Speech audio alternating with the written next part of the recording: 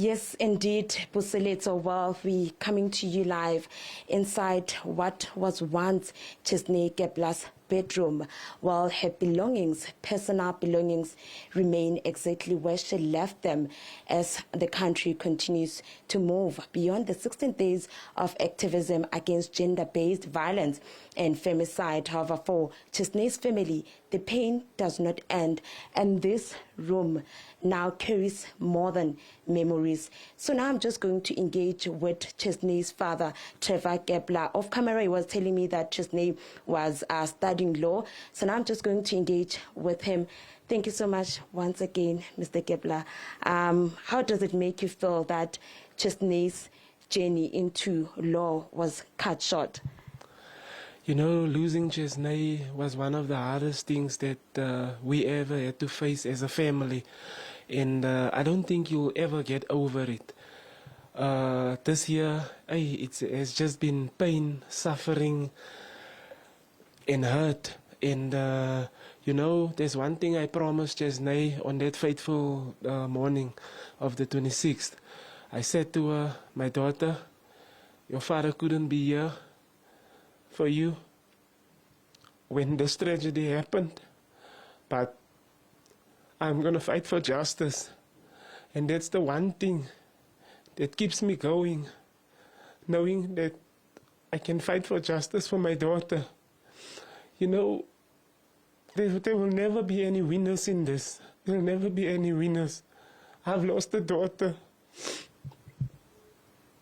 His family will also suffer. You understand? So, for me, it's not about winning, because we're all gonna lose, and we will never get Chesnay back. And you know, it's no words can describe how you feel as a father, because sometimes you feel like you failed your daughter in the most critical time when she needed you. And sometimes you feel as a father also that you're a failure. And but there's one thing I can say, Chesnay, I will always love you. Your family will always love you, and we will never forget you. And I want to say this to my community and the people that are always there for us. I really appreciate what you're doing for us, and we're not taking it lightly, and we'll never forget this. And Mr. Keppler, we understand the pain that you're going through, and condolences to you and your family. I just want to find out what would accountability or justice look like for you and your family? Look, like I said, that fateful morning when he pulled the trigger, you know, no family in South Africa should go through this. No family.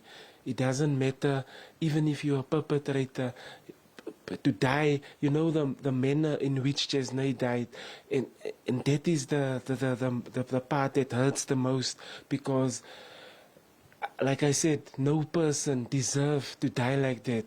Look, he made his choice that fateful morning when he took Chesnay's life.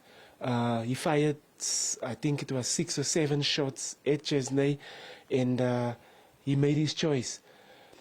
Whatever happens after that,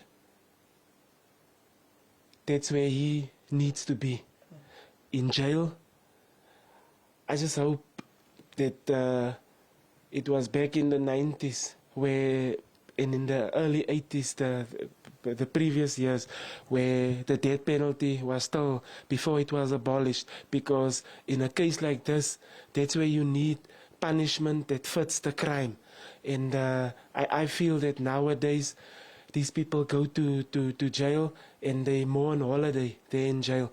Our government is spending millions and millions of rands on people that has hurt other people, innocent people. And it can't be like that. There has to be a common ground where when you commit a crime, you have to pay for what you've done. But like I said, this is our justice system, and we respect our justice system. But like I said, I just want justice for my daughter, and even if it's the last thing I'll do on this earth, that is what I'm going to fight for. And Mr. Keppler, let's talk about Chesnay. You'll be going to spend another Christmas without her. How would you describe Chesnay during the holidays, Christmas, New Year's Eve? How would you describe her? You know, Chesnay she was just the opposite of us. We are very reserved. So Chesnay was outspoken, she was bubbly. You know, sitting here in her room makes me so proud to be her father still. You know, it is hard, but we can take heart from the memories that we had with Chesnay. Nothing will ever bring her back unless God steps in. But you know, this has been the hardest year of my life. Sometimes, you know, I feel like also losing my own life because I couldn't have been there for my daughter. But like I said, it's just that memories of her bubbliness and her joyfulness that keeps us going and fighting for that justice that we seek. So I want to say this to Chesnay. Chesnay, wherever you are, we miss you, we love you, and we will always be there for you, my daughter. Nothing will go in vain. Thank you so much for your time. Thank you. Well, Griselda, there you have it. Chesnay's father, Trevor Keppler. Well, for Chesnay's family, the pain does not end.